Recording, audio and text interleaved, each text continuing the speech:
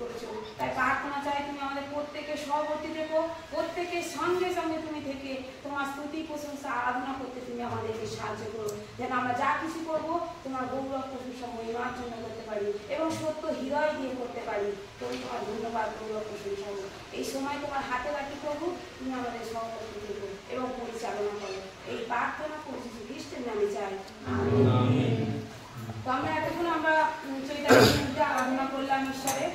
তো আমরা এখন একটা আমরা শাস্ত্র থেকে পাঠ করবো, গীত সংহিতা 113 অধ্যায়ে। আমি একটা করে পড়বো, আপনারা সবাই দ্বিতীয়টা পড়বেন। একটা একটা পদ পড়বো, শুনেছি আমরা সবাই। তো আমরা প্রথম একটা পদ আমরা পড়বো, তারপরে সবাই দ্বিতীয় পদটা পড়বো। তোমরা সদাপ্রভুর প্রশংসা করো, হে সদাপ্রভুর দাসগণ প্রশংসা করো, সদাপ্রভুর নামে প্রশংসা করো। ধন্য সদাপ্রভুর নাম এখন অবধি অনন্তকাল পর্যন্ত।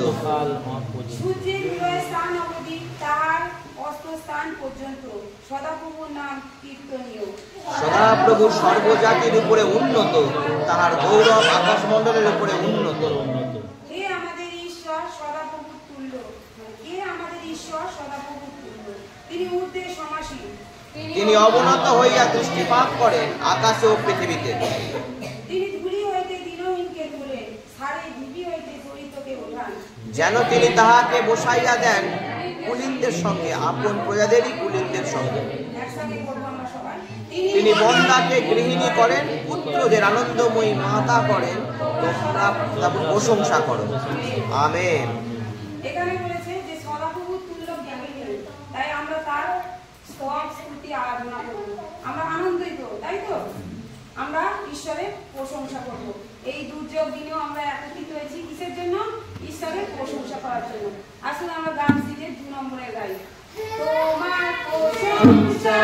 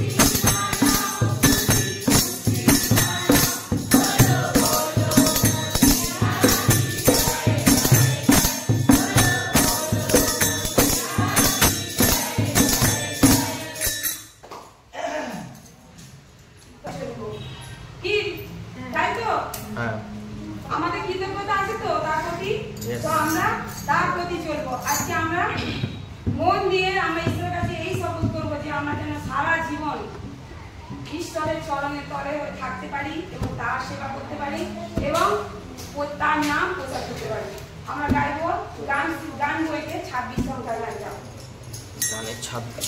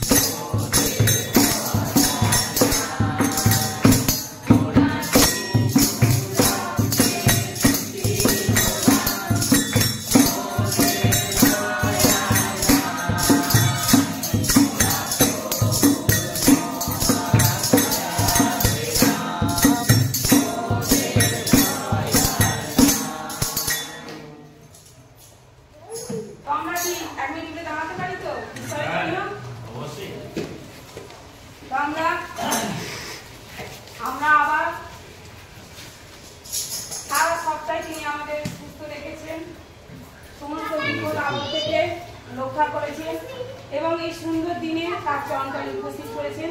তার জন্য আমরা মুখ খুলে, মনে মনে নয়, মুখ খুলে আমরা ঈশ্বরের কাছে বলবো। আমরা আমাদের বাবার কাছে বলছি, আমরা কাউকে শোনাবার জন্য নয় বা কাউকে লজ্জা পেয়ে নয়, আমরা আমাদের পিতা প্রভু যিশুর কাছে আমাদের প্রার্থনা, আমাদের মনের কথা তুলে ধরবো। তিনি আমাদের প্রতি কত অনুগ্রহ করেছেন। স্বর্গের পিতা, সত্যি তোমায় ধন্যবাদ দিই, তোমার প্রশংসা করি, কারণ তুমি একমাত্র ঈশ্বর বাবা। তুমি আমাদেরকে এই পর্যন্ত খবর রেখেছো, আমাদের সমস্ত রোগ প্রতিরোধ করেছো বাবা। বিশেষ করে তোমার ধন্যবাদ দিই যে তুমি আমার পাপের জন্য অবশ্যই বলিদান করেছো, তোমার রক্ত দিয়ে তুমি আমাকে শুচি করেছো। প্রভু আজকে এই সুন্দর দিনে তোমার প্রাঙ্গণে এসেছি প্রভু।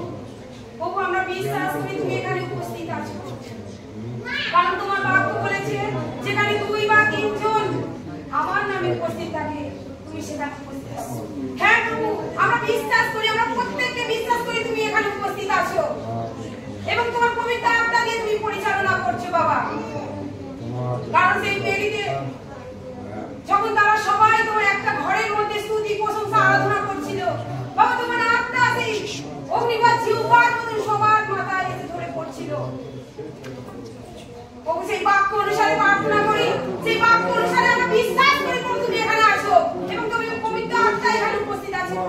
তাই আমরা তোমার কাছে প্রার্থনা চাই প্রভু, হালেলুয়া। তোমার পবিত্র আত্মা তুমি আমাদের প্রত্যেককে দাও, তুমি আমাদের সঙ্গে থাকো, তুমি আমাদের সহবর্তী থাকো প্রভু। আমাদের সমস্ত পাপ অপরাধ তুমি ক্ষমা করে দিও। আমাদের অনেক জানা অজানা পাপ প্রভু তোমাকে জেনে না জেনে অনেক করেছি প্রভু। তুমি জানো অন্তরে আমি, তুমি আমার বাবা, তুমি আমাদের ক্ষমা করে দাও। আজকের এই দিন যেন আমরা খালি হাতে ফিরে না যাই প্রভু, তোমার পবিত্র আত্মা দিয়ে পরিপূর্ণ করে দাও, তোমার বাক্য দিয়ে পরিপূর্ণ করে দাও। আমরা বিশ্বাস করি তুমি আমাদের সমস্ত প্রার্থনা শুনছো, কারণ তুমি এই পৃথিবী সৃষ্টি করেছো এবং তুমি আমাদেরকে সৃষ্টি করেছো প্রভু। তাই তোমার ধন্যবাদ দিই, তুমি কত মহান যে তুমি আমাদেরকে সৃষ্টি করেছো তোমার।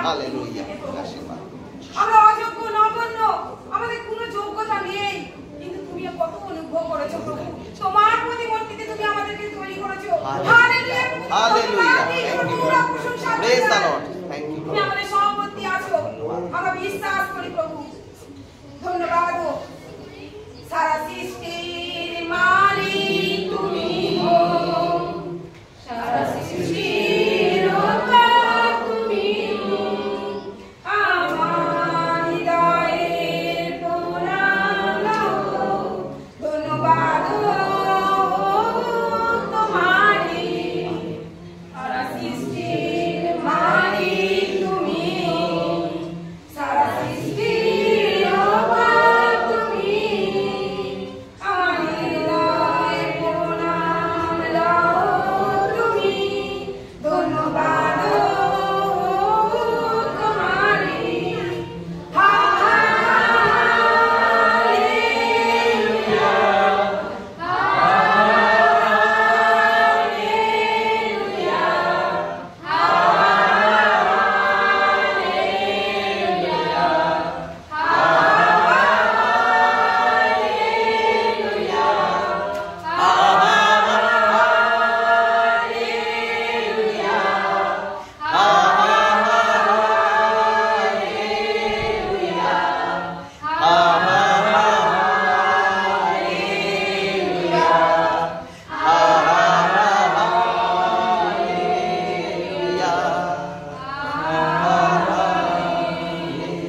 Hallelujah, hallelujah, hallelujah. সত্যি প্রভু, আমরা হৃদয় দিয়ে তোমার কাছে প্রণাম জানাই। তুমি আমাদের প্রণাম গ্রহণ করো প্রভু। আমাদের সমস্ত পাপ অপরাধ ক্ষমা করে দাও নিজের সন্তান বলে। তুমি এই পৃথিবী সৃষ্টি করেছো, আমাদেরও সৃষ্টি করে রক্ষক তুমি বাবা। তাই তোমার হৃদয় করে তোমাকে প্রণাম জানাই, কারণ তুমি চাও যেন আমরা হৃদয় তোমাকে দিই। ধন্যবাদ হোক, প্রশংসা হোক।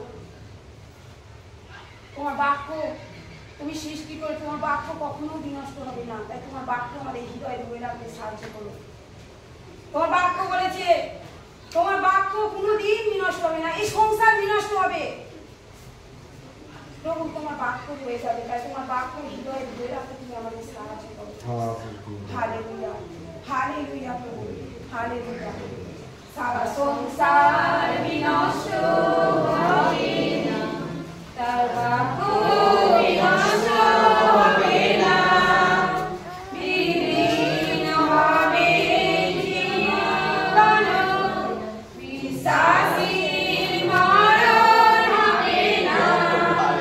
সারা সংসার বিনষ্ট হবে, তার বাক্য বিনষ্ট হবে না, বিলীন হবে জীবন, বিশ্বাসীর মরণ হবে না। হালেলুয়া, হালেলুয়া,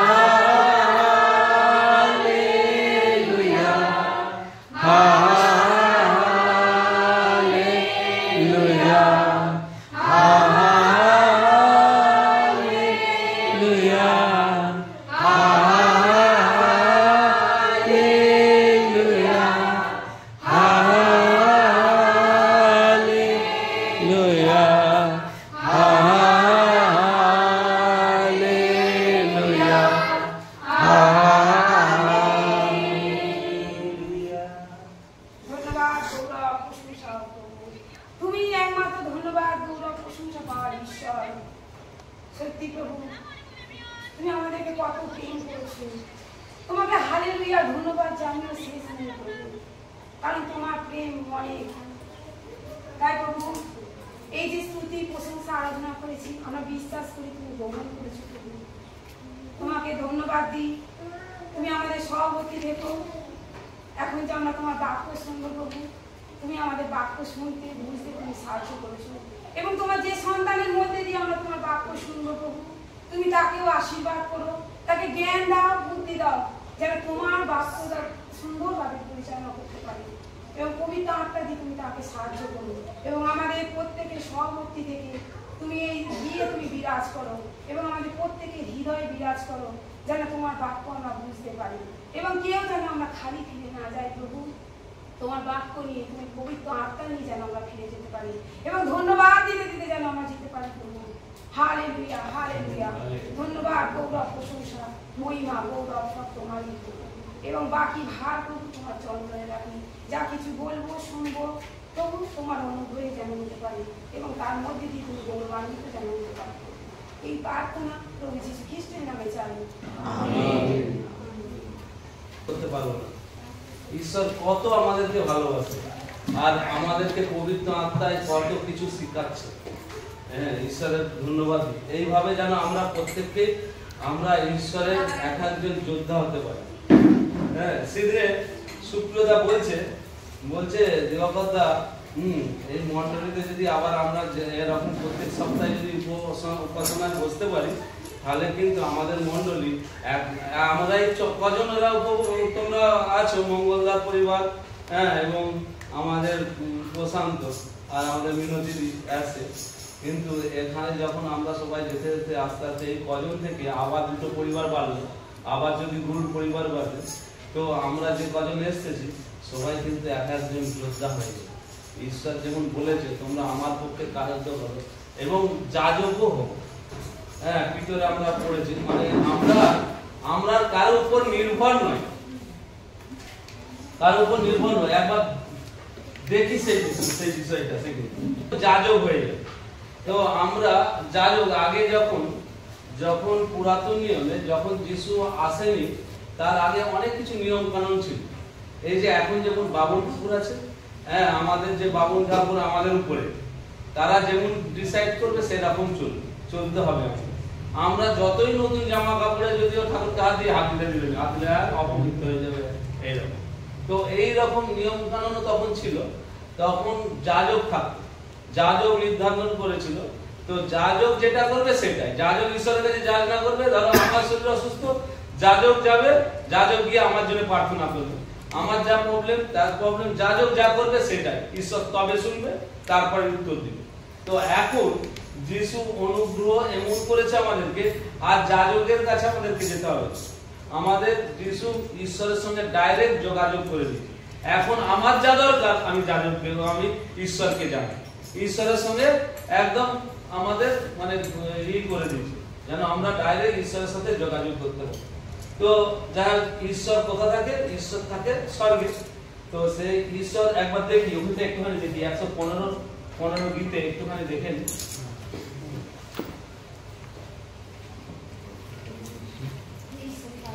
হ্যাঁ, 115 গীতে ঈশ্বর পড় বের করেছিস? হ্যাঁ হ্যাঁ, 115 অনুরোধে আমরা যেন ঈশ্বরেরই গৌরব করি, তার দয়া অনুরোধে সবকিছু তারই গৌরবান্বিত করি। দু পদটা ভালো করে দেয়, জাতিগণ হ্যাঁ হ্যাঁ হ্যাঁ হ্যাঁ, দাঁড়া এক পদ দু পদটা ভালো করে বুঝ। দু পদটা কি বুঝলাম? জাতিগণ মানে হ্যাঁ, জাতি মানে কি? আমাদের পৃথিবীতে অনেক রকম জাতির লোক আছে। এবার এখানে আমাদের আগে থেকে সদাপ্রভু বলছে জাতিগণ বলিবে, কি বলিবে? হ্যাঁ, ওইটা পরে জাতিগণ কি কেন বলছে? জাতিগণ হ্যাঁ, কোথায় তোমাদের ঈশ্বর? তোমরা এখানে কিছু নেই, কিছু নেই, মূর্তি ফুর্তি কিছু নেই। জাতিগণের তোদের ঈশ্বর কোথায়? আমাদেরকে বলে তোদের কোথায় ঈশ্বর? তোদের ঈশ্বরকে দেখতে দেখাই যায়নি। হ্যাঁ, খালি প্রজেক্টর খালি টাঙিয়ে দিস, কেউ কিছু নেই। হ্যাঁ, এটা আবার মরেছে, অভিশপ্ত। মানে ধরো আমরা এখন আমাদেরকে অভিশপ্ত মানে আমাদেরকে এই যে এত কিছু যে ঘটনা ঘটছে তার জন্য আমাদের কি হয়? এখন আর ক্রুশ নেই, এখন ফাঁসি দেওয়া। তো আমি যদি সেই ফাঁসির দড়ি একে এরকম ক্রুশের মতো করে যদি টাঙিয়ে দিই, কি বলবো? আমাদের ঘরে ক্রুশের করা আছে। এবার ওখানে ক্রুশ না থাকে, ফাঁসির দড়ি সিস্টেমেটিক একটা কাঠ গড়া থাকবে, কাঠ, আর এখানে ফাঁসি ঝুলবে। যদি দেয়ালে রেখে দিই, কি বলবে লোক? অভিশপ্ত। হ্যাঁ, অভিশপ্ত। আবার শুধু নয়, সেটা দেখলে ভয় পাবে, ঘুম হতে পারবে না, বলে ফাঁসি ঘুম পাবে, গা ছমছম করছে। কিন্তু এইটা অভিশপ্ত, অথচ ক্রুশ আছে, সেটা এইটাই আমাদের ঈশ্বর। একই আমরা সম্মান দিচ্ছি যে এই ক্রুশ কেন? এই কাঠ, অথচ কাঠ, কিন্তু একই সম্মান দিচ্ছি কেন? যে এখানেই আমাদের প্রভু যিশু এই ক্রুশে যদি না মরতো, আমরা উদ্ধার পেতাম। এবারে কিন্তু যিশুকে দেখতে পাই। তাহলে এবার বলছে জাতিগণ বলবে তোদের ঈশ্বর কোথায়?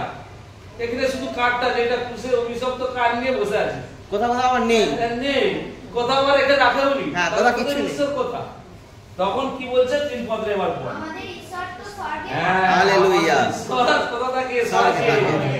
হ্যাঁ, তিনি যাহা ইচ্ছা করিয়াছেন, হ্যাঁ, তাই করিয়াছেন।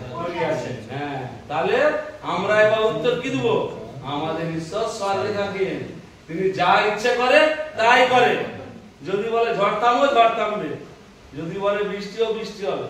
হ্যাঁ, যা করবে তাই করবে, যা চাইবে তাই করবে। কিন্তু উহাদের ঈশ্বর, তারপর 4 পদরা মানে সেই জাতিগণের ঈশ্বর কি?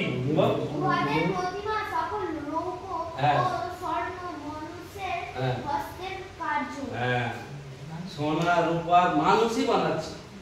হ্যাঁ, ঈশ্বর আমরা দেখেছি হাতে করা মানুষের ঈশ্বর, তার মন্দিরও থাকেনি। তার মন্দির এখানে বলছে যে তোমাদের ঈশ্বর তোমরা মানুষরা, তোমরা নিজেরাই কাঠ পাট সোনা দানা নিয়ে বানাচ্ছ। কিন্তু আমাদের ঈশ্বর স্বর্গে। তারপরে তাদের কি একটু উদাহরণ দিচ্ছে, তাদের কি কি আছে, কি কি করতে পারে না পারে। মুখ থাকিতেও তাহারা কথা কহে না, চক্ষু থাকিতেও দেখিতে পায় না, কর্ণ থাকিতেও শুনিতে পায় না, নাসিকা থাকিতেও ঘ্রাণ পায় না, হস্ত থাকিতেও স্পর্শ করিতে পারে না, চরণ থাকিতেও চলিতে পারে না। ব্যাস, এটা দাও। তাহলে উহাদের ঈশ্বর কি? সবই আছে, কিছু নেই। বলছে প্রথমে কি বলছে? প্রথম দিকে একদম সব বলছে তাদের প্রতিমা সকল মানুষ বানিয়েছে। কিভাবে বানিয়েছে? আমাদের যা যা আছে, তাদের চোখ, কান, নাক, পা, হাত সব করেছে।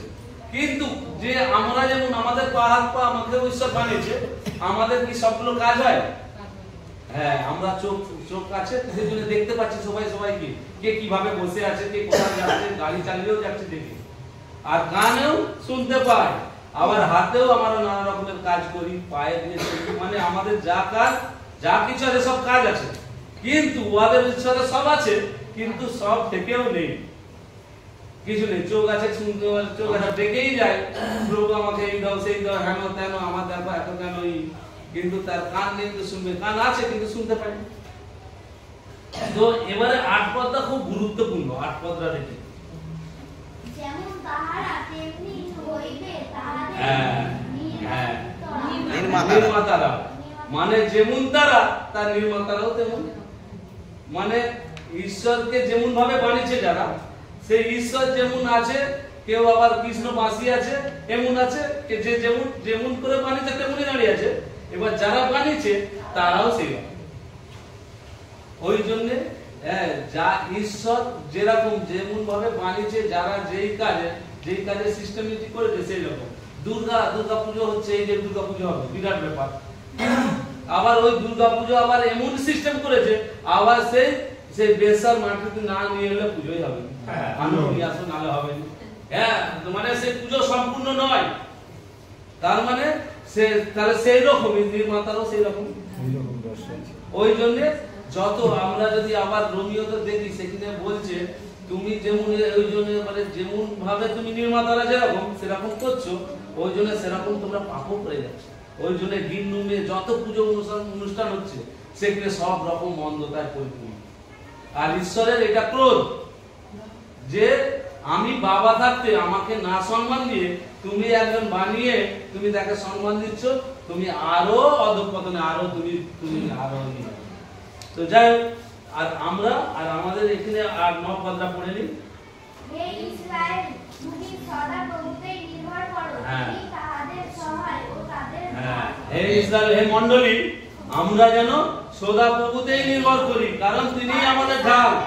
হ্যাঁ, তিনি আমাদের সবকিছু, আশ্রয়, দুর্গ সবকিছু। তো আমরা যেন সেই ঈশ্বর সদা প্রভুতেই নির্ভর করি। তাহলে আমাদের সব, যদি ঈশ্বর যে কি বলেছে প্রথমে, যে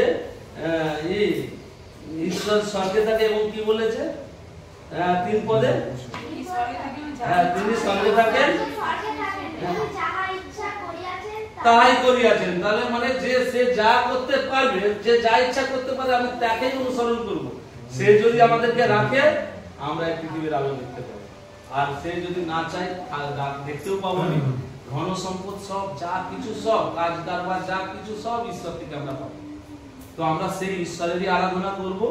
যত এই যে আমরা এত বৃষ্টির মধ্যে দিকে এসেছি, আমরা ঈশ্বরের আশীর্বাদ পাবো। আমরা এসেছি কিসের জন্য? আমার জন্য, যাতে আমরা সেই অনন্ত জীবন পাই। এবং তাতে নির্ভর করলে কি হবে? তাহলে আমরা ঈশ্বর যেখানে থাকে, বাবার কথা থাকে দেখলাম স্বর্গে, তাহলে বাবা যেখানে থাকে, সন্তান কি? এখন সুপ্রিয়দার বাবা এখানে আছে, সুপ্রিয়দা যদি চলে যায় লন্ডন আমেরিকায়, বাবা খুশি হবে? খুশি হবে না। বাবা চাই যে যেখানেই কাজ করুক যেন আমার কাছেই এসুক, শেষ জীবনে আমার কাছে যেন থাকে। এই জন্য এখানেও ঠিক তাই, ঈশ্বর যেমন স্বর্গে থাকে, ঈশ্বর চায় তার সন্তানেরা আমরা সেই স্বর্গেই থাকি। ঈশ্বরের ধন্যবাদ দিই। তো এই সুন্দর বাক্যের জন্য আরো আমরা বাক্য শুনব। এখন সুপ্রিয়দা, ঈশ্বরের আশীর্বাদে সুপ্রিয়দার জন্য অনেক মানে আমাদের সাক্ষ্য আছে সুপ্রিয়দার ব্যাপার নিয়েও। হ্যাঁ, আমরা খুব গর্বিত সুপ্রিয়দাকে পেয়েছি। ঈশ্বর যে আমাদেরকে সুপ্রিয়দাকে পাঠিয়েছে, ধন্যবাদ দিই। ওই জন্য আমরা আরো আগে বাড়তে পারছি। মানে এইরকম ভাবে ঈশ্বর এক একজনকে আমাদের মধ্যে দিয়ে দিবে, যাতে আমরা ঈশ্বরের পথে চলি, যে কোনো বাধা হবে না। আঙ্কেল আমাদেরকে অনেকদিন আগে আঙ্কেল আলোচনা করছিল যে আমি দেখে চুজ করেছি যে 3-4 জন আছে, কাকে দায়িত্ব দেবো, কে করবে, কিছু আমি ভেবে পাচ্ছি। হ্যাঁ, তখন আমিও মানে বহুদিন আগে, তখন আমিও যিশুর উপর নির্ভর ঠিক নয়, মানে অর্চনাদের যে সমস্যা ছিল তার আগের কথা বলছি। তো তবু কি জানি আমার মুখ দিয়ে তখন আমি আঙ্কেলকে বলেছিলাম, এখন মনে হচ্ছে, আঙ্কেল ভুলে গেছে, কিন্তু এখন মনে হচ্ছে যে ঈশ্বরের ধন্যবাদ দিয়ে আঙ্কেলকে বলেছিলাম, এই চিন্তা আমাদের নয়, তোমার নয়। তুমি যে এসেছো, তোমার কাজ তুমি করে যাচ্ছ, আর ঈশ্বর জানে কাজ করে। আমি কি জানতাম আমি যিশুকে বিশ্বাস করবো না? তুমি জানতে। তখন কিন্তু আঙ্কেলের মাথায় একটু লেগেছিল, বলে ঠিকই বলেছো দিবাকর, হ্যাঁ ঠিক আছে, ঈশ্বরের কাছে প্রার্থনা করি, আমাদের এইটাই কাজ, আমরা খালি প্রার্থনা করি। তো আপন আঙ্কেলের খুব গর্ব হয় আমাদেরকে নিয়ে, তো আমরা আসতে পারছি ঠিক পজিশন মতো আমাদেরকে শুক্রদার মাধ্যমে আমরা আরো আগাতে পারছি বিষয়। তো সেই শুক্রদায় আজকে কিছু আমাদেরকে বাক্য দিয়ে শিক্ষা দিবে, আমরা যেন খুব মন দিয়ে শুনলে আরো বৃদ্ধি পাবো। আমরা তো আমাদেরকে বৃদ্ধি দিবে, কে আগাতে সাহায্য করবে? এই বাক্য। তো এই বাক্য যত আমরা শুনবো, যত বাক্যেতে আসক্ত থাকবো, যত হৃদয়, আবার একদিকে দেখে হৃদয় সঞ্চয় করে নাও, যত থাকবে তত ঈশ্বরকে নিয়ে থাকবে। ঈশ্বরকে তো দেখা যায়নি, এখানে আমরা দেখেছি যে ঈশ্বর বাক্য, তাহলে এই বাক্য যত আমাদের অন্তরে থাকবে তত ঈশ্বর থাকবে। ঈশ্বর কোথা থাকে? তোমার বলছে তোমার অন্তরে থাকে, হৃদয়ে। তোমার অন্তরটা আমাকে দাও, হৃদয়োপদেশে বলছে যে আটে, তোমার হৃদয়টা আমাকে দাও, আমি ওখানে থাকবো। তাহলে হৃদয়ে যে থাকবে বলেছে, হৃদয়টাকে তার জন্য প্রস্তুত করতে হবে, পবিত্র করতে হবে, আর এই বাক্য রাখতে হবে। যত বাক্য থাকবে তত হৃদয় প্রস্তুত হবে, আরো বলবান হবো, আরো পবিত্রতায় জীবনযাপন করবো। তখন ঈশ্বর পবিত্র, আমরা যদি পবিত্র হই আরো ঈশ্বরের সঙ্গে ঘনিষ্ঠ হবে। ঈশ্বরের ধন্যবাদ দিই। তো